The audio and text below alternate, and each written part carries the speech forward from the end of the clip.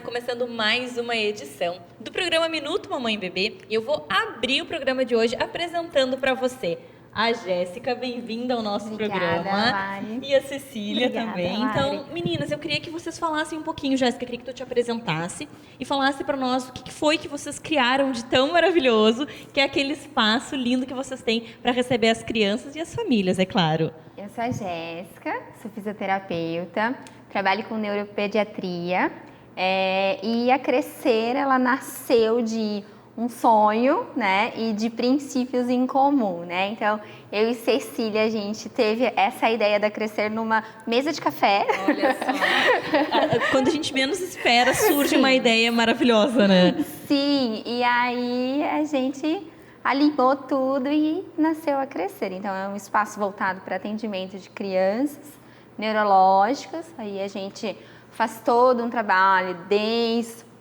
da prematuridade até toda a primeira infância, até 6 anos a gente tá trabalhando com as crianças ali no espaço. Que legal. E Cecília, me conta, vocês já se conheciam, já trabalhavam juntas, e aí vocês viram assim, acho que a gente pode ter um lugarzinho nosso, né, pra gente atender essas crianças do nosso jeitinho. Foi mais ou menos essa a nossa caminhada, né? Eu e a Jéssica, a gente já trabalhava juntas com o mesmo público, e aí de um desejo de abrir um espaço com um diferencial, com uma abordagem que acolhesse a família, começamos essa empreitada. E hoje a gente está atendendo famílias da cidade toda. Ai, que legal. E fala um pouquinho para mim sobre o teu trabalho, que a Jéssica se apresentou, eu queria entender um pouquinho sobre o que você faz também. Tá. Então, eu sou terapeuta ocupacional, também atendo pacientes neurológicos, né, pacientes com síndromes, com autismo, com paralisia cerebral, pensando o desenvolvimento funcional da criança. Então, o meu objetivo na Crescer é que as crianças possam ser o mais independentes possíveis, né, que dentro do contexto de vida diária deles, eles consigam crescer, se desenvolver e conseguir realizar tudo sem dificuldade. Que é o sonho de toda mãe também, né? Então, a gente encontra lá em vocês o sonho que a gente tem quando a gente tem um filho com alguma necessidade, leva lá para vocês, que vocês têm todo esse trabalho para ajudar eles a se desenvolverem da melhor maneira possível, né, Jéssica? Sim, a gente está ali para acolher.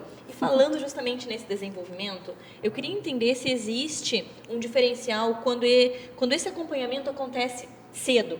Quando tem um atendimento precoce, isso vai fazer diferença do que uma criança que vai ser atendida depois de muito tempo? Sim, um dos motivos, assim, dos melhores motivos para explicar é o pai, a mãe ou a pessoa que cuida daquela criança, ela não precisa esperar um diagnóstico, né? Não precisa ter um diagnóstico para já procurar de imediato um tratamento, né? Quando você percebe que alguma coisa não está legal, que não está desenvolvendo, o mínimo de atraso que for, já é interessante iniciar. Porque daí os ganhos que a gente tem, quanto mais cedo a gente inicia, melhores os ganhos que a gente tem no desenvolvimento daquela criança.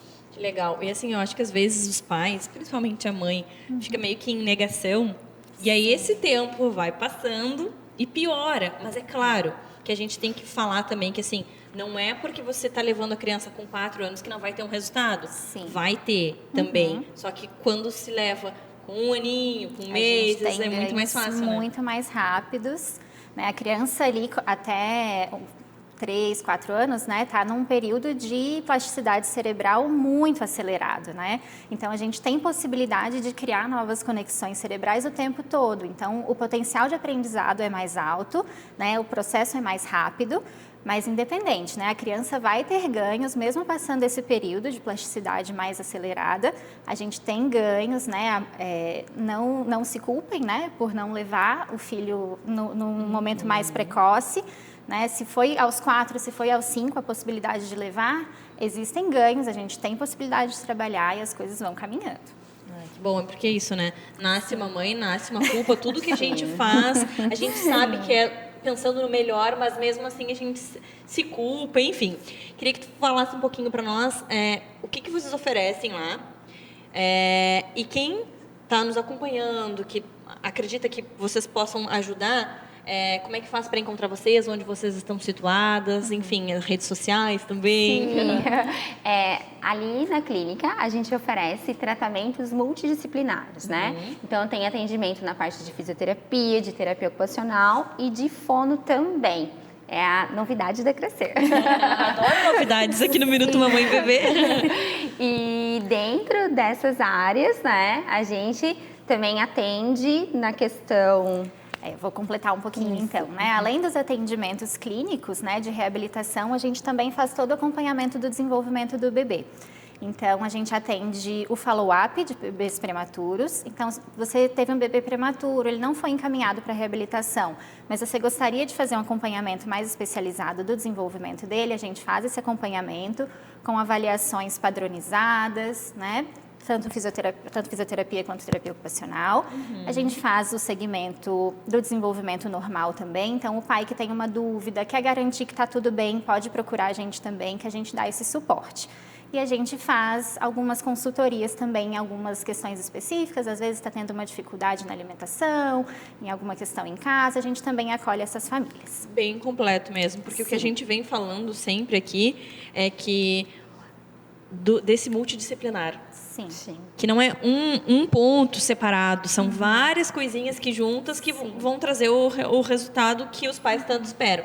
Agora, só para a gente finalizar, o endereço, as redes sociais, para o pessoal que está nos acompanhando saber onde encontra vocês. Nosso espaço fica ali no Itacorubi, no edifício Laguna, sala 501. E as redes sociais? Aí vocês encontram a gente no Instagram, @crescerneuro. E lá vocês encontram todas as informações, telefones para contato, o endereço, o mapa, tudo direitinho.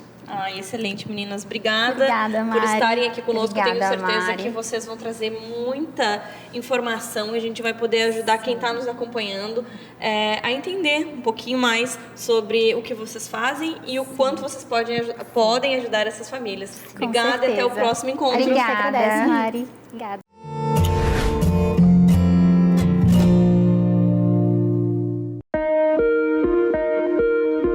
O ecocardiograma fetal é o exame de ultrassom do coração do bebezinho. O coração do bebezinho é avaliado dentro da barriga da mãe. É realizado com um aparelho de ecocardiograma, um aparelho de ultrassonografia. Pode ser realizado precoce ou mais tardio, sendo que tem uma idade gestacional adequada para a realização, que é entre 24 e 28 semanas. Mas pode ser feito antes, pode ser feito depois. Avalia a anatomia do coraçãozinho, formação, função do coraçãozinho do bebezinho ainda dentro da barriga da mãe.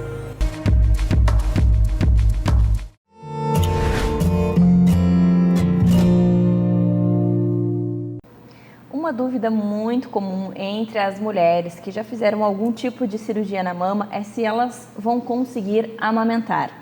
Então hoje eu trouxe aqui a Joana, a nossa mastologista, bem-vinda ao nosso programa. Muito obrigada pelo convite, Mari. Então, assim, confesso que foi uma dúvida minha também, porque eu tenho prótese, então eu tinha muito medo de não conseguir amamentar. Então eu queria que tu nos explicasse essa relação entre cirurgias mamárias, tanto retirada da mama, quanto colocar uma prótese de silicone e a amamentação. Certo. Então, é uma dúvida muito comum em quem já foi submetido a uma cirurgia, né? Será que eu vou conseguir amamentar? Porque geralmente as pacientes são submetidas à cirurgia, principalmente de implantes mamários, né, para aumentar o volume da mama, quando elas são muito novas e às vezes não tem nem noção que um dia, né, não tá pensando naquilo porque não é a prioridade do momento. Então, a cirurgia ela pode ser um potencializador da insegurança dessa mulher na hora de amamentar. E muitas vezes, Mari, a mulher chega a nem tentar amamentar, já pensando que não vai conseguir. E, na verdade, não é bem assim. Então, é muito importante a gente desmistificar alguns desses fatores para a mulher se sentir mais segura, né? Então, a gente tem vários tipos de cirurgia da mama e tudo vai depender da técnica que é utilizada, assim como o volume da prótese, o tipo de cirurgia, tudo isso. Então, o que acontece? É importante a gente entender como que a mama funciona. Na mama, existem lóbulos, que são partes de tecido mamário, onde o leite é produzido, e daí, desses lóbulos mamários, o leite é canalizado para o mamilo, através dos ductos mamários. Então, tudo vai depender da integridade dessa anatomia toda para a amamentação ocorrer de uma maneira eficaz, né? Natural. No Brasil e no mundo, mas principalmente no Brasil, os implantes mamários, eles são uma cirurgia, eu acho que disparadamente mais comum. O que acontece? Existem várias técnicas, então a mais comum é ser colocado pelo sulco inframamário, que é aquela dobrinha de pele que a gente tem embaixo da mama. Mas também pode ser colocado pela axila ou então por uma incisão, né, por um cortezinho ao redor da areola. E a prótese de silicone, o implante de silicone, ele é colocado ou atrás da glândula ou então atrás do músculo. Ou seja, o tecido mamário em si e os ductos mamários, eles permanecem intactos, ou seja, se for só essa a cirurgia realizada, né? Então, o leite vai ser produzido, o leite vai ser canalizado até o mamilo e não vai ter problema nenhum para amamentar. E daí as pacientes perguntam, mas é verdade que a paciente que tem o silicone, tem um implante, sente mais dor na hora de amamentar? Então, é uma questão importante. Não necessariamente, mas pode sim acontecer, porque quando a mama produz o leite, ela aumenta de volume, né? Então, ela precisa de espaço e a prótese mamária está ali competindo, dividindo, né, o espaço com essa mama. Então, o que acontece? Pode acontecer sim de causar mais dor, mais desconforto, principalmente na apojadura, que é quando tem a descida do leite. Nem me fala. Mas assim, é muito importante porque existem maneiras de atenuar, de minimizar esses sintomas, né? Por exemplo, usar um sutiã que sustente bem a mama, com alças largas. Então, assim, não precisa ficar com isso na cabeça porque tem maneiras, né, de minimizar isso. Outra cirurgia que é bem frequente, não tanto quanto o silicone, né, mas a mamoplastia redutora, que é a mulher que tem a mama grande ou mama caída e quer reduzir, quer levantar um pouquinho. Então, o que acontece? Essa sim é um pouquinho mais complicadinha, porque vai mexer ali com a estrutura mamária. Então, vai ser retirado tecido, né? Depende muito da quantidade de tecido que vai ser retirado, do tipo de incisão, né? O cortezinho que vai ser feito geralmente é mexido ali perto da areola, do mamilo. Então, os ductos podem ser afetados. Em algumas técnicas em um grau maior, outras técnicas num grau menor. Então, assim, se for completamente rompida essa estrutura dos ductos, o leite vai ser produzido, mas ele não vai ser canalizado até o mamilo. Entendi. E daí isso pode levar a ter engurgitamento mamário, né, que causa bastante desconforto, pode até levar a mastite ou então galactocele, que são como se fossem cistos de leite acumulado na mama.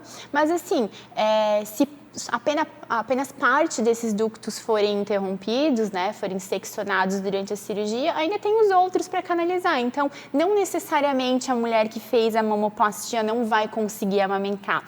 O que acontece é que de cada 100 mulheres que são submetidas a esse tipo de cirurgia, aproximadamente 80% consegue amamentar. Então, Olha só, é um dado ótimo. É um dado muito importante, né? Quando a gente coloca em números, fica mais visível para a gente poder, né? Imagina, 80% das mulheres que passaram por alguma cirurgia mamária conseguem amamentar, então esse é um número bem significativo. Bem expressivo, exatamente. Então, o que acontece? O papel do médico, do cirurgião plástico, né, nós mastologistas, é justamente orientar essas mulheres e de preferência antes de serem submetidas à cirurgia, né? Porque nem mas sempre... eles não fazem.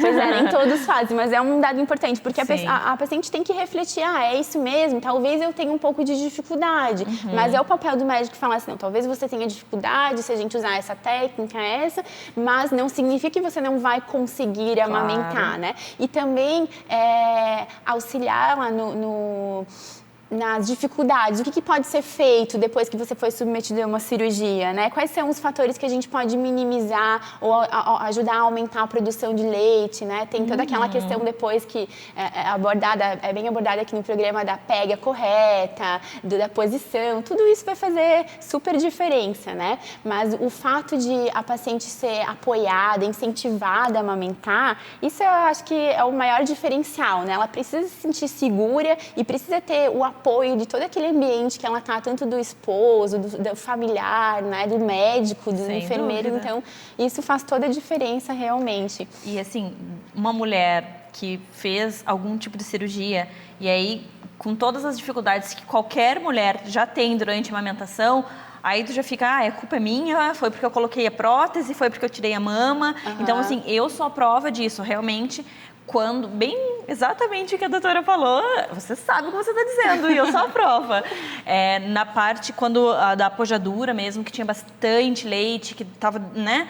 Aí tinha que fazer a massagem para ordenhar, daí a prótese, então isso dava uma confundida. Mas eu não desisti. Exatamente. Então, assim, eu consegui, minha filha vai fazer 3 anos em mama ainda, não vou ter câncer de mama. Não, vai diminuir bastante o risco, exatamente. E assim, eu acho que tem que ter persistência e informação. Exatamente. E aí, se tu tá com alguma dúvida, busca um profissional e vai te informar, né? O que acontece, Mari, é que já é um período de muito, principalmente para as mamães de primeira viagem, né? Já é um período com muita novidade, muita coisa para dar conta ao mesmo tempo. Então, assim, ó, ter isso no subconsciente, assim, de que tenho a cirurgia, é um que a mais. Então, a instrução e a orientação é importante para tudo isso, né? Verdade, doutora, adorei o nosso bate-papo. Quanta informação maravilhosa, dados e números incríveis. Obrigada por dividir tanto conhecimento e até o próximo encontro. Eu que agradeço. Até mais. Agora eu vou apresentar para você uma linha, uma marca de lingerie materno maravilhosa que eu uso, recomendo e amo de paixão. Então, quem é que vai nos apresentar? É a Paty, bem-vinda. Obrigada, Mari, pelo convite. Coisa boa ter você aqui, te ver, porque eu só recebo essas maravilhas lá em casa, mas não conhecia você. Paty, primeiramente, parabéns pelas peças, pelo cuidado, pelo carinho. É tudo... A gente sente quando a gente abre aquelas caixinhas que é tudo feito com muito amor. Então, eu queria que tu falasse um pouquinho sobre você, a sua formação e sobre o surgimento dessa empresa maravilhosa. Quando que tu deu o start, assim, de eu quero trabalhar com as mamães? Conta pra nós. Obrigada pelo carinho. Eu sei que é do fundo do coração. Então, a Patilice, ela surgiu em 2015, tá? Primeiramente, eu trabalhava com roupas, vestuário, e a minha irmã morava fora do país. Aí ela retornou para o Brasil e a gente decidiu abrir a nossa marca própria. Aí a gente começou a trabalhar com lingerie. Como os nossos clientes eram muitos gestantes, procuravam a gente para fazer book de gestante, fotos, a gente teve o estalo, vamos atuar nesse nicho. A gente fez uma pesquisa para ver as peças que tinham no mercado e a gente viu que é muito aquém do que uma mulher, né, merece. A mãe, ela já se apaga um pouquinho no período da maternidade, né? E não seriam peças que a gente gostaria de estar usando estando grávida. Então, a gente começou a atuar nesse nicho e a nossa coleção é totalmente, a nossa marca 100% voltada para a linha materna hoje. Muito lindo isso que você falou, porque é bem assim. Eu já tô com o peito lotado de leite. Aquele sutiã bege. Horroroso que ninguém merece. Que você me salvou porque eu usava. E aí, quando vê, eu posso ser mãe, eu posso ser lactante e usar renda. Isso mesmo. Não é bege, não é lindo. Bege. Paty, sensacional a ideia de vocês, porque isso mexe muito com a autoestima da gente. Isso. E isso é transformador, porque quando tu te olha no espelho, com alguns quilos a mais, né, cansada, com olheira, aí tu olha aquele sutiã daquele jeito horroroso, assim, é muito complicado. E vocês também têm calcinhas que ajudam nesse momento, porque elas são com um cozinho mais alto. São mais altas, tem um cos todo anatômico também. E assim, Mayra, eu sou formada em moda, aqui pela UDESC, aqui, né, Universidade de Santa Catarina. E a minha irmã, ela morou fora do país. Então, a gente fez todo um estudo também de modelagem. Eu sou formada em vestuário, mas a gente fez todos os estudos também com doulas, com médicos, com obstetras, com muita gente da área também. E a gente associou a nossa formação. Então, a gente fez todo um estudo também da modelagem, que tem que ser uma modelagem apropriada para isso. A gente não utiliza bojo, porque ele pode causar a candidíase mamária, que é o fungo na mama. A gente não utiliza o aro, porque ele pode facilitar o empedramento de leite. Então, tem tudo isso. É um estudo por cima Isso. Porque, assim, pra gente ver uma peça, assim, perfeita, com um tecido bom, vocês têm cuidado do tecido. Eu vi esses dias que tu postou a quantidade de material que se usa para fazer um sutiã. Isso. Então, assim, é tudo cuidado nos mínimos detalhes, né, Paty? E a gente trabalha bastante também, Mari, assim, não só a questão da autoestima, mas levar conforto também para a mulher, né? Porque tem peças que a gente, tanto de roupa quanto lingerie, elas são bonitas, mas não são confortáveis. Exatamente. Também não dão a sustentação, né? E a praticidade. É um perigo, né? Isso. É um E perigo. também tem que ter a praticidade. Então, a gente trabalha com fecho clique, que é aquele fecho que abre e fecha, facilita muito a vida da mamãe. Ela vai estar segurando o bebê e vai conseguir manusear o sutiã. Com uma mãozinha só. Isso mesmo, a gente tem regatinha de amamentação, a gente desenvolveu rosquinha de amamentação também para a mamãe que tem fissura no seio. Então, o bico do seio não fica roçando na lingerie ou até mesmo na roupa. Protetores de seios, que a gente fez forradinho 100% em algodão, para evitar o vazamento de leite na peça e até na blusinha ou vestido da mamãe. Então, tudo isso a gente cuida, né? Aos poucos a gente foi saindo da linha de lingerie tradicional e indo para a lingerie materna. A gente foi aprimorando os nossos produtos. Que sensacional! Eu queria ter conhecido vocês antes, que eu nunca teria Pois um sutiã bege. Mas agora ainda amamento e dá até gosto, né? Eu fico pensando, eu quero seguir amamentando para usar esses sutiãs maravilhosos. Mesmo, vou amamentar até os 15 anos da minha intenção. filha. Porque realmente vocês fazem surgir essa vontade da gente seguir sendo lactante. Porque tão lindo e sinceramente assim, ó, o tecido é muito gostoso, ele é confortável. Parece que ele abraça a gente, assim, a calcinha gostosa também. Realmente é uma marca diferenciada, Paty. A gente preza bastante, assim, por qualidade, sabe, Mari? Então, a gente se coloca no lugar da nossa cliente, da nossa gestante. O que eu gostaria de estar usando? Não é somente uma calcinha, somente um sutiã. A gente quer levar autoestima, a gente quer levar conforto, tudo para as mamães que, né, merecem. E a gente vê assim, o sutiã sempre foi uma peça muito importante para a mulher, né? Desde quando a gente ganhou o nosso primeiro sutiã. E por que na hora que ela se torna mãe, ela tem que se apagar, se anular? Uma peça é a primeira peça que a gente veste, né? De manhã. Então, por que tem que ser uma peça sem graça, sem conforto, né? Sem beleza? Adorei, Paty, adorei. Eu que Muito adorei, obrigada por pensarem em nós, por terem tanto cuidado, por produzirem peças lindas, confortáveis, que respeitam o nosso corpo, que nos dão autoestima. Sigam fazendo isso pelas mulheres. Vocês são sensacionais. Parabéns por esse start. Que bom que nós temos a Patilice para nos vestir nesse momento tão mágico que é a maternidade, né? Que bom, Mari. Fico muito feliz. Obrigada, querida, por nos apresentar essas peças e até o nosso próximo encontro. Obrigada também. Sobrecarga mental materna. Olha que tema maravilhoso. E eu quero saber, que mãe nunca se sentiu assim? Né, Lu? Bem-vinda novamente. Obrigada, Mari. Esse tema que você escolheu é sensacional e descreve nós mães, né? Sim. Então, primeiro eu acho que é importante a gente falar sobre o que é a carga mental, né? Carga mental são todas aquelas atividades de planejar, de pensar, organizar, adaptar, decidir, prever, né? São várias atividades de organização do pensamento, né, para atividades, né, determinadas. E no caso das mães, né, são atividades relacionadas aos filhos, né, à casa, a organização das coisas. Então, são muitas tarefas. A gente tem que estar o tempo todo, né, com esse pensamento focado nisso. O que fazer agora? O que eu escolho fazer primeiro? Isso é muito, muito desgastante. Porque nós somos o cérebro da casa. Isso. E daí eu tenho que pensar em tudo. Qual vai ser a roupa? Qual é a meia? Qual é o cardápio? O que come agora? Qual é a fruta? E mesmo que eu não faça, que é o pai que vai fazer, eu que tenho que pensar, eu que tenho que pedir, eu que tenho que orientar. Então, essa sobrecarga realmente é muito complicado, né, Lu? Isso, então, assim, historicamente, as mulheres são responsáveis, né, por essas atividades. Pesa sobre os ombros das mulheres, né, realizar todo esse planejamento e execução desse planejamento. Então, essa carga vira sobrecarga quando? Quando a gente não divide, né? Quando tudo está caindo sobre, né, os ombros de uma única pessoa, no caso da mãe. Então, a gente precisa ficar muito atenta, porque a sobrecarga mental materna, ela pode levar a quadros, né, de saúde muito graves, né? O desenvolvimento de depressão, de ansiedade, em casos extremos até a suicídio, né? Então, a gente precisa realmente pensar muito, avaliar esses pesos que a gente está carregando, ver o que a gente pode dividir, compartilhar com os outros membros da família, porque uma pessoa que carrega muitos pesos por muito tempo, acaba extremamente sobrecarregada e esgotada, sem energia, sem forças para cuidar, né, de outras pessoas. Então, esse é um assunto que é bastante importante a gente ficar atenta a isso. Né? É verdade, porque assim, a gente tem que aprender a delegar funções. E a gente tem que entender também quando a gente chegou no nosso limite e a gente precisa dividir. A casa não é só minha, o filho não é só meu.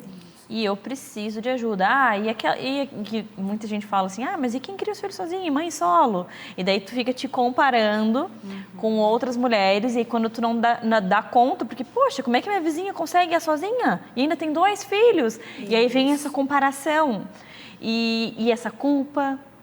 E isso é muito ruim pra gente, porque a gente acaba ficando estressada, esgotada, se sentindo mal. E adoece, né? Adoece porque a gente sabe que tem muitas doenças que estão relacionadas com o estresse, com a tristeza. E como é que fica? Não é só o emocional, é toda a saúde daquela pessoa, né, Lu? Isso.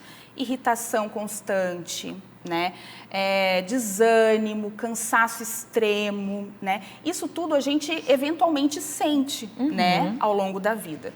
Mas a diferença está no momento em que isso é rotineiro, em que esse cansaço não te dá trégua em nenhum momento, né? E perdura por muito tempo, por mais de 3 meses. Então, a gente precisa avaliar isso e as pessoas em volta também estarem atentas e oferecer ajuda. Né? Muitas vezes as mulheres que estão em sofrimento e adoecidas não conseguem avaliar que estão, né, carregando pesos demais e solicitar essa ajuda, essa divisão das tarefas. Aí a gente fica falando, se comparando, mas a minha avó conseguiu, a minha mãe conseguiu. Tá, mas e como é que era o emocional dela naquela época? Ela não chorava no canto, ela não sofria calada? Ainda bem, graças a Deus, que está vindo toda essa onda e todos esses estudos mostrando que existe depressão, que existe esgotamento, né, sobrecarga mental materna. E vamos nos unir nessa força para ajudar essas mulheres, porque não é fácil. Isso, é que a gente tem que, né, estar 100% em tudo, Sim. demonstrar que está super bem, né? As mães não têm esse direito, né? É isso que de às vezes demonstrar. Eu sinto, que tiraram o nosso direito de ficar cansada, estressada, esgotada. É essa ideia que a gente tem que combater, né? A gente fala da mãe guerreira, É mãe guerreira ou é mãe sobrecarregada? É verdade, é isso mesmo. A mãe guerreira está numa guerra, né? Então, estar numa guerra é algo bom, é algo importante, né? É uma guerra ou é um maternar? É uma casa, é amor? Exato. Como é que tá essa relação? Às vezes a gente tem que analisar isso, sabe? Poxa, se é uma guerra, se eu preciso ser guerreira, alguma coisa tá errada. Tô munida de força, né? Então, assim, não deveria ser assim. Será que você não tá pegando todas as responsabilidades da casa para você? Exatamente, está se sentindo sobrecarregada, né? Tá tomando essa carga para si. Então, a gente precisa tá carregando essa mochilinha cheia de pesos. Vamos tirar um pouco essa mochila aqui, olhar esses pesos todos que eu tô carregando. Faz sentido eu carregar isso? Isso aqui eu posso delegar para outras pessoas, né? Ou o que faz parte da minha vida, né? E que eu valorizo, que eu quero carregar. Então, acho que isso é bastante importante, né? Para a gente promover o nosso bem-estar, né? E tornar a maternidade mais leve, mais tranquila. Claro, existem momentos que vão ser difíceis, né? Como em qualquer situação, para qualquer pessoa, mas estar em sofrimento, né? por muito tempo e se sentindo sobrecarregada e cansada o tempo todo, alguma coisa não está certa nessa equação aí, né, Mari? Lu, adorei. Obrigada por ter trazido esse tema, por levantar essa bandeira para as mães, para a gente se sentir assim, nós temos que nos olhar, nós temos que procurar ajuda quando necessário. Adorei. Muito obrigada, até o próximo encontro. Eu que agradeço. Tchau, tchau. Agora a gente vai falar um pouquinho sobre a importância da natureza nas brincadeiras infantil, para o desenvolvimento das crianças, com a minha querida Carol. Bem-vinda ao nosso programa. Obrigada. Você faz um trabalho voltado justamente para esse incentivo da criança com a natureza. E eu queria entender um pouquinho, falando da parte mais científica mesmo, se isso realmente traz benefícios para o desenvolvimento dessas crianças. É importante ressaltar isso porque muitas vezes as pessoas veem a natureza como um acessório, como alguma coisa que vou para a natureza quando dá tempo, só para o lazer, mas tem sim vários estudos nacionais, internacionais, que comprovam essa importância enorme, tanto para o desenvolvimento físico, psíquico, social das crianças e também, então, como criança e também para a vida adulta, então, para o desenvolvimento integral da criança. Que legal. Então, assim,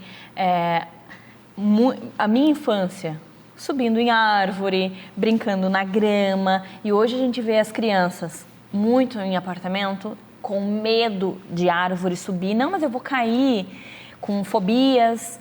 E tem alguma dica algo que a gente possa fazer para incentivar esse gosto pela natureza? Sim, isso é, na verdade, até um fenômeno que tem um nome, foi dado um nome para chamar a atenção, é esse distanciamento das crianças com a natureza, que é a síndrome de déficit de natureza. Não é um diagnóstico médico, mas foi um termo que foi criado para trazer essa atenção e para a gente perceber os efeitos disso, né, para a vida das crianças e até mesmo para o planeta, porque se as crianças não tiverem esse contato, essa relação de afetividade, experiências na natureza, elas também no futuro não vão querer proteger a natureza. Então, olha que perigo! É um bem que a gente faz para a criança e para o planeta. Então, propiciar essas brincadeiras e, claro, né, a gente sabe que a vida moderna, então, o distanciamento devido ao estilo de vida, há também a dificuldade do acesso a essas áreas verdes, né? Então, acesso a áreas mais naturais devido à vida em grandes centros, o uso também de tecnologias, então acaba afastando as crianças desse contato e, como você disse, isso pode deixar uma criança, então, desacostumada com essa brincadeira, desacostumada a criar as próprias brincadeiras, acaba ficando até uma criança um pouco preguiçosa, então é o que se chama, né, esse empreguiçamento que as telas podem trazer.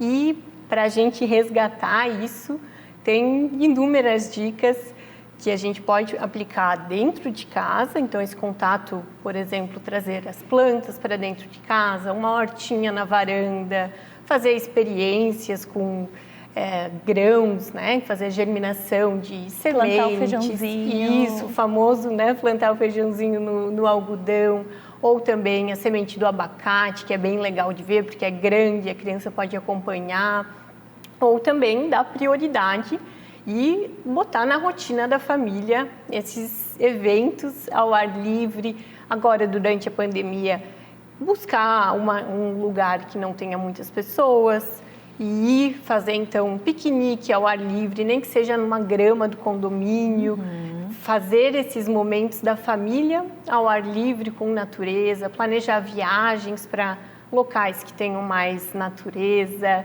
E para as crianças também que têm essa dificuldade do distanciamento com as telas, né? Então essa necessidade de estar com o celular na mão, levar o celular para fazer, então propor uma fotografia, então uma exploração fotográfica das crianças.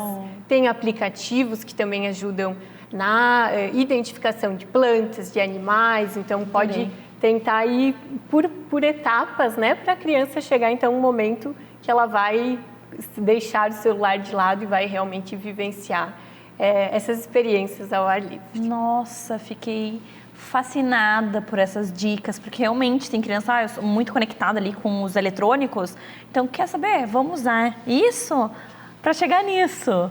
Então fazer realmente, faz vídeo. Achei sensacional, porque logo do vídeo ela vai querer parar. Não tem quem não se apaixone pela natureza, tem quem não conheça, quem não tenha contato. Sim. Mas depois de se conectar, é uma energia surreal, e eu tenho certeza que uma criança que já tem essa energia mais pura, assim que entrar em contato, vai se sintonizar e vai se sentir em casa, né? Especialmente as crianças que têm essa ânsia, essa necessidade também de experimentar o mundo com todos os sentidos, com o tato, com os cheiros, que as telas não propiciam. Então, longe disso.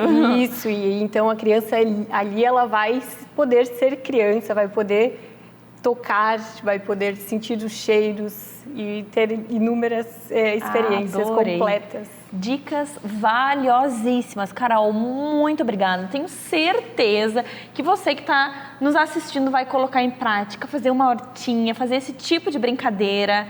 Adorei. Obrigada por dividir tanto conhecimento, e até o próximo encontro. Grata.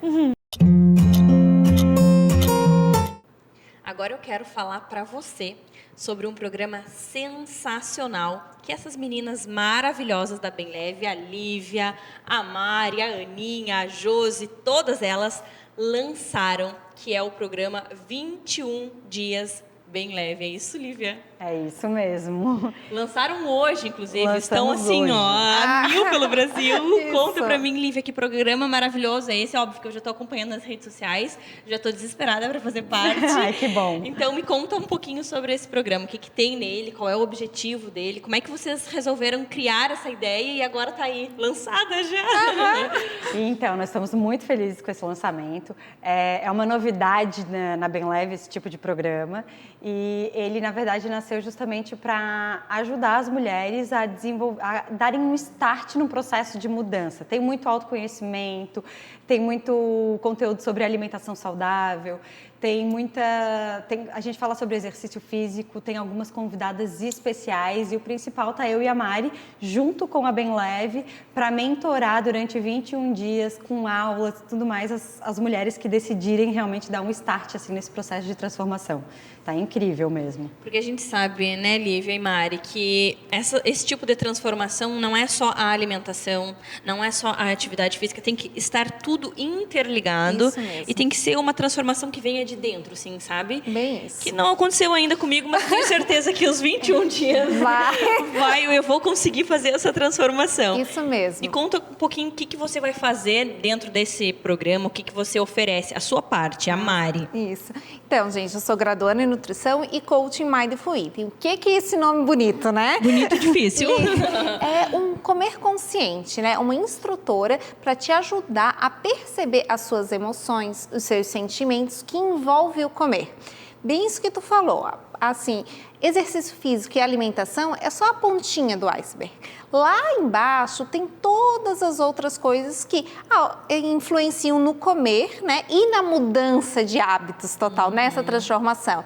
E aí tem a ansiedade, o sono, o comer emocional, a atividade física com prazer também, não como um martírio. Obrigação. Isso, autoestima e um monte de coisa que está tudo envolvida. Então, assim, eu entro nessa parte do comer emocional, de lidar com estresse, de um olhar mais amoroso e compassivo para os seus atos, né? E o nosso time, porque assim, eu e a Lívia somos as mentoras, mas a gente recrutou uma mulherada maravilhosa para estar junto. Então, tem naturóloga, tem fisioterapeuta, tem personal trainer, tem consultora de estilo, tem muita gente. Nossa, mas é um programa realmente para mudar de vez, né? Existe um estudo que fala que a partir de 21 dias realmente dá aquele start no cérebro e a pessoa vira uma rotina mesmo. Isso. Então, acho que é isso que vocês quiseram montar. Uma mulherada do bem Isso. para mudar a cabeça da gente realmente, fazer com que a gente se acostume com esse estilo de vida, né, Lívia? Exatamente, é justamente promover essa transformação no estilo de vida como um todo.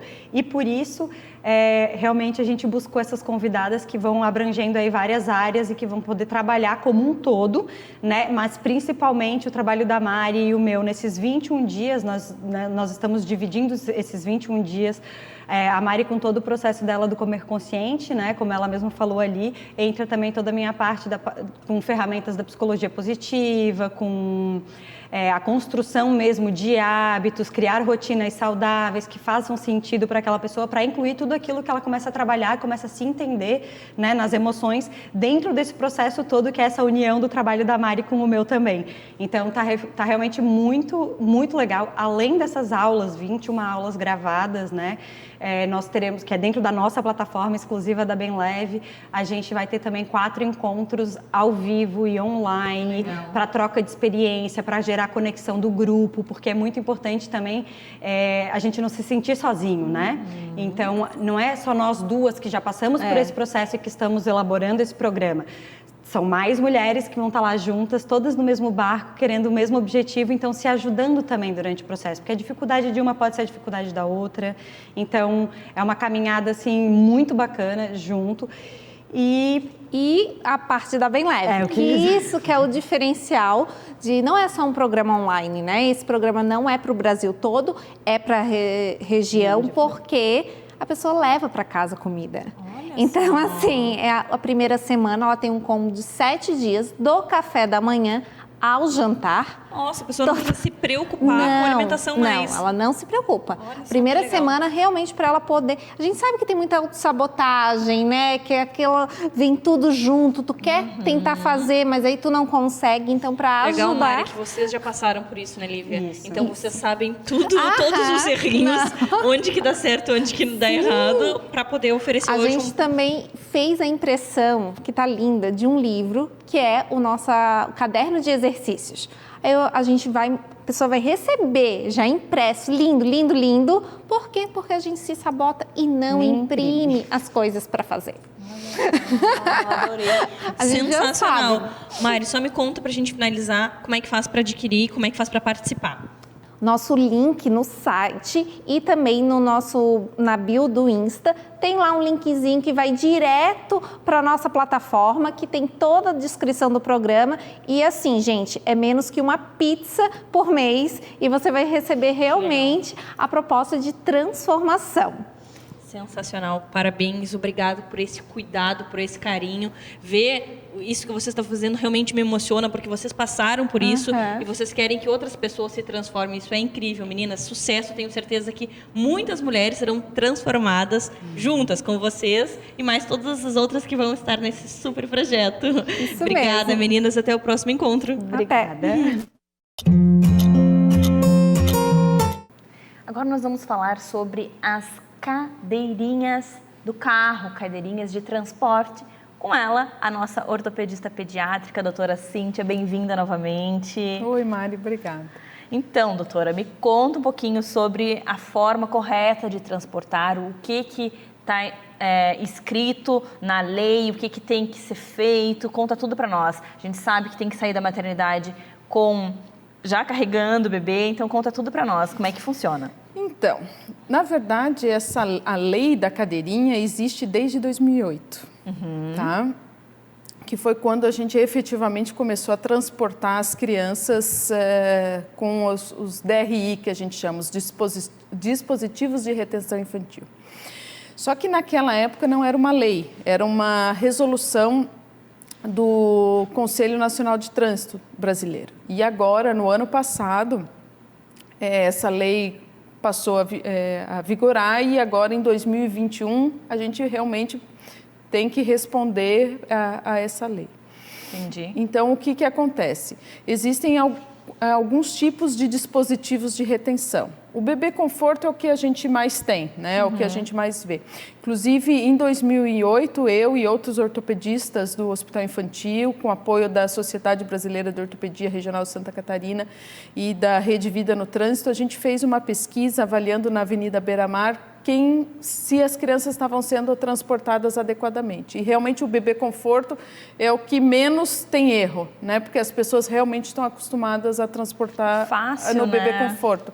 Então existem, inclusive, bebês confortos que ele já vai do carro para você anda com o bebê conforto, então já tem essa facilidade. Consegue colocar dentro do carro, tu pode pegar ele e tu pode colocar no carrinho para a rua também. E existem alguns carros hoje que já estão adaptados com novas tecnologias, que eles já têm a própria trava para você colocar tanto o bebê conforto como os outros dispositivos também.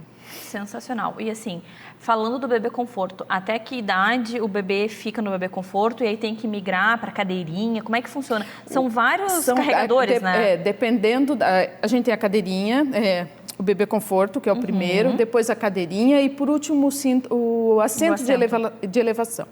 Então, o bebê conforto vai até 1 ano de idade. Ou 13 quilos. Se a criança for muito miudinha, não tiver 13 quilos, ela continua no bebê conforto. O bebê conforto, ele vai de costas para o sentido do carro. Então, a criança ela vai olhando para trás, né? Óbvio, no banco traseiro. Então, até 1 ano de idade, é mais ou menos o que a gente faz, né? Alguns podem ir um pouquinho mais de 1 ano. E aí, depois de 1 ano de idade, a gente troca para a cadeirinha, né? Existem no mercado vários modelos de cadeirinha, tem alguns que vão se descascando como fossem cebola, até você chegar no próprio assento de elevação. Verdade. Que é muito mais econômico, mais prático, né? E a partir da cadeirinha e do assento de elevação, o que a gente vê é que existe um número menor de pessoas que usam esses dispositivos. A gente fez, como eu falei, essa pesquisa em 2008 e a gente repetiu 10 anos depois, em 2018, para ver 10 anos depois da lei da cadeirinha o que estava acontecendo. Então, a gente viu que as pessoas elas realmente usam o bebê conforto, mas as cadeirinhas e os assentos de elevação não. Olha só. Então, talvez seja esse ponto que a gente tenha que chamar a atenção das pessoas, que realmente é importante o uso desses outros dispositivos. E daí, agora, talvez, sendo lei, poderá ser cobrado e multado, talvez esse universo mude um pouco. Porque, assim, até o ano passado, 2020, a lei não era lei, né? Claro. Era a lei da cadeirinha, mas era uma resolução, não era efetivamente uma lei. Então, a partir agora de abril de 2021, a gente pode, o agente de trânsito, ele pode fiscalizar e pode multar, inclusive com uma multa gravíssima, e a pessoa tem que pagar com pontos e paga o dinheirinho, né? Daí eu acho que vai mudar um pouco essa realidade. Para a gente finalizar, eu queria entender, queria que você, como médica, como ortopedista, como plantonista de hospital, de emergência, falasse da importância desses carregadores para a segurança da criança. Sempre, usar sempre. A gente, como plantonista, como médica da emergência, eu já atendi crianças que foram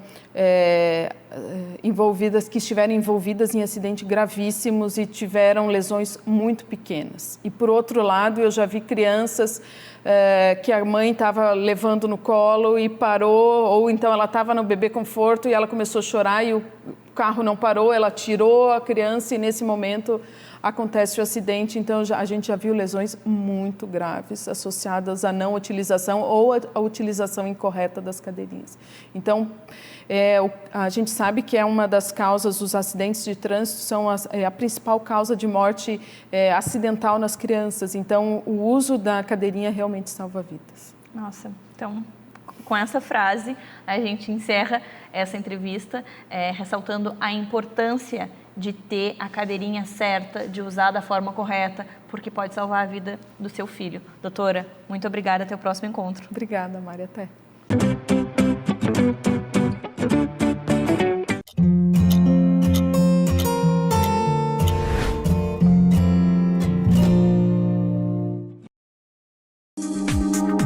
Este programa é uma produção independente. Todo o conteúdo veiculado é de inteira responsabilidade de seus produtores.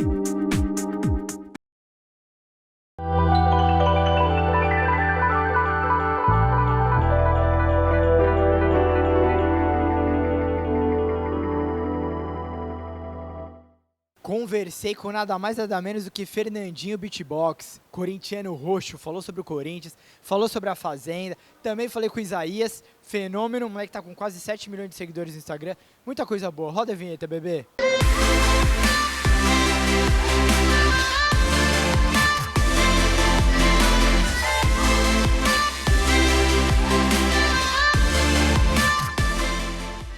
Galera, estamos de volta. A primeira coisa que vocês têm que fazer, se inscrevam no meu canal, curtam, compartilhem, acione o sininho para receber todas as notificações, compartilhem para geral, por favor, que o pai tá precisando. Hoje a nossa conversa, 2 lives espetaculares com 2 fenômenos. Fernandinho Beatbox, artista que já gravou música com o Chorão do Charlie Brown, com Marcelo D2, corintiano raiz que nem eu, muita coisa boa. E com quem que eu começo, hein? Primeira pergunta com o Fernandinho, com o Isaías. Vamos com o Isaías. Primeira pergunta com o Isaías, que aqui não tem padrão. Isaías vai falar sobre a timidez. Ele falou pra nós que ele era tímido quando ele era criança, que ele é tímido, na verdade. Como que ele faz por questão de interpretação? Conta pra gente, irmão. Irmão, e você no começo, eu fiquei sabendo até, você era tímido, né? Você não era tímido? Eu não sei se é. Eu sou tímido até hoje.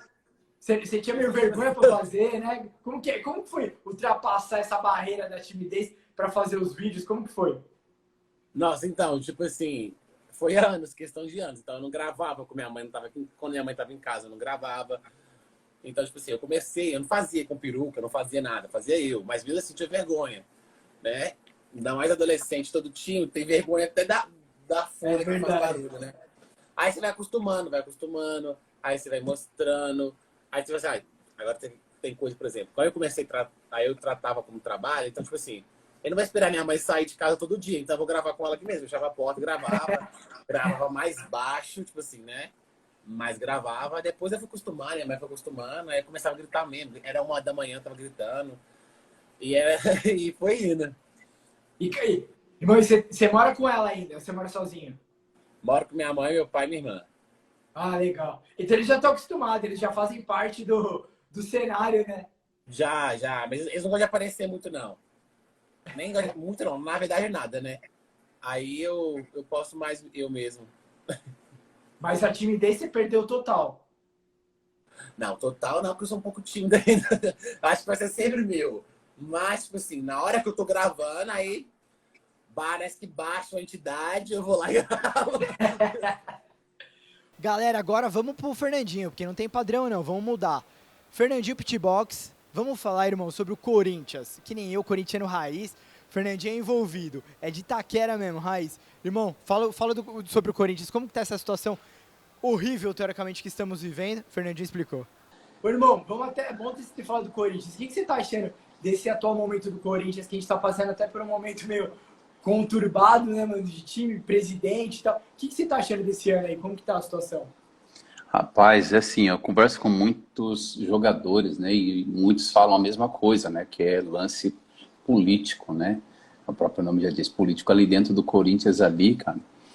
Então, assim, ó, você sabe que eu tava só, os caras falavam, você é polêmico, você fica entrando na página do Corinthians.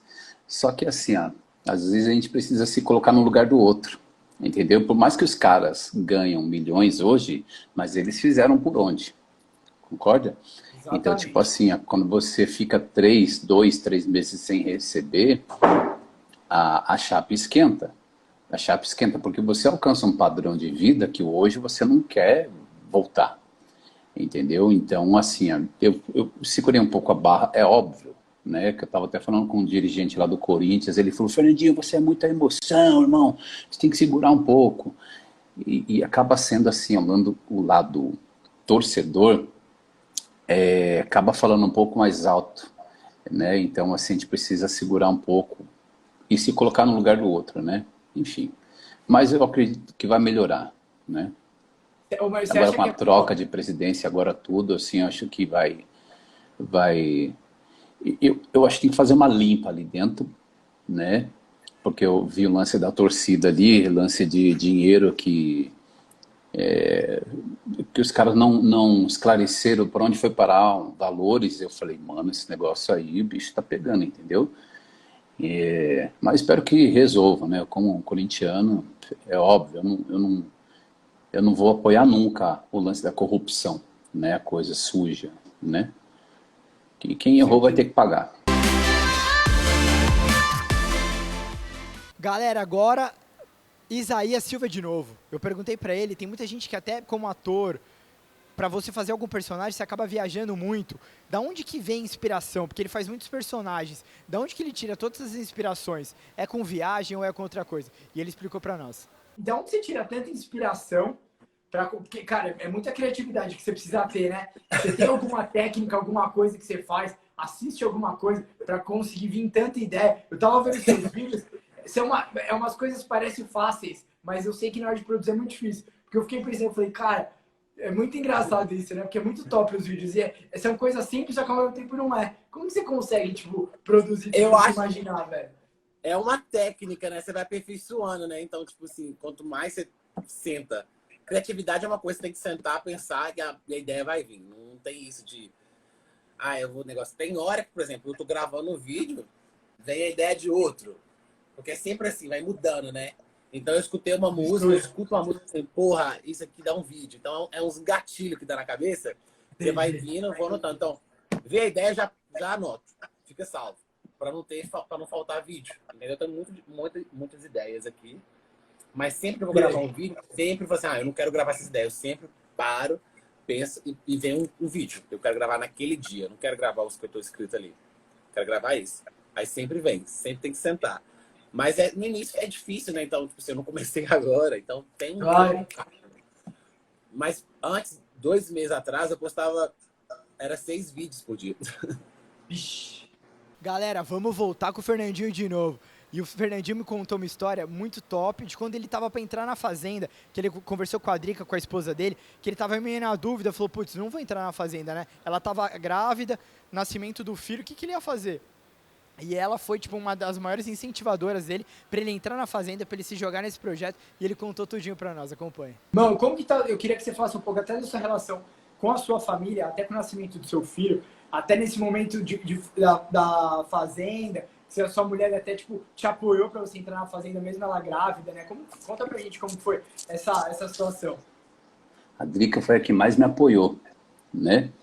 Porque quando chegou a informação de uma possível ida para a Fazenda, eu falei para ela, acho que vai rolar, acho que não vai rolar a Fazenda aí.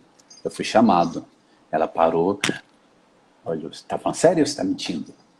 Porque eu tenho mania de fazer várias pegadinhas com ela. Não, tô falando sério. Eu peguei o celular e mostrei para ela. Ela me olhou firme, segurou aqui assim em mim e falou assim, vai, essa grande oportunidade da sua vida, aliás, da nossa vida, né? Porque no momento de pandemia que nós estamos, previsto para o show só no meio do ano que vem. Então, cara, vai lá, eu seguro a onda junto com a minha mãe, com a minha família aqui, e vai lá e tenta dar o seu melhor.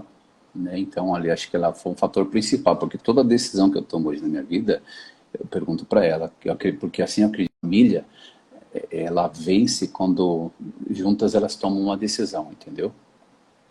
Top. Mas foi muito bacana, eu acompanhei haters. Eu acompanhei haters aí. Você acha que não acompanhei? Os caras falando, lá, abandonou a mulher pra ir pra Fazenda, não sei o que lá. Eu falei, nossa, mano, como é que tem gente que abre a boca e não liga o cérebro? Não sabe nem o que tá falando. Foi uma decisão sempre em conjunto que nós tomamos. Sempre tem. Internet ainda sempre vai ter gente falando, vai ter jeito, né? Por mais que você faça tudo faz certo, parte. Vai ter gente que vai falar merda, não tem jeito. Né? Sempre tem, mas sabe o que é mais louco, cara? Eu, por exemplo, meu ex-produtor, ele falou, mas você bate boca com os caras. Eu já fui, por exemplo, em encontro de pessoas sem elas saberem que eu consegui o endereço, entendeu? E chega na frente, todos eles mudam. Ah, você entendeu errado, é o seguinte, é porque ali a gente fica na internet, ali... Falei, irmão, sabe? Então, tipo assim, hoje eu procuro ser um pouco mais maleável, entendeu? Então, porque tem minha família aqui, cara, mas posso falar, irmão, hoje tem muito malandro net, que acha que tem o direito de falar o que quiser na internet, entendeu?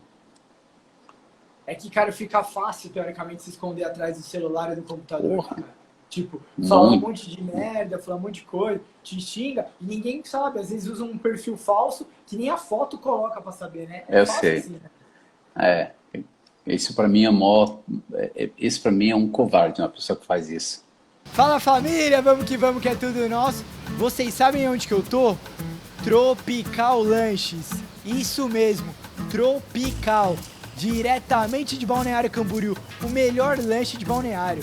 Bora pra cá, Tropical, esse é o lugar. Avenida Brasil, número 570/Norte, Avenida Brasil, 3480/Sul e também no Balneário Shopping, na praça de alimentação. Galera, infelizmente nosso programa vai chegando ao final, espero que vocês tenham gostado. Lembrando que vocês podem acompanhar essas duas lives, tanto a do Fernandinho como a do Isaías, lá no meu Instagram, ela tá completinha, na íntegra, lá no GTV. E obrigado e até semana que vem.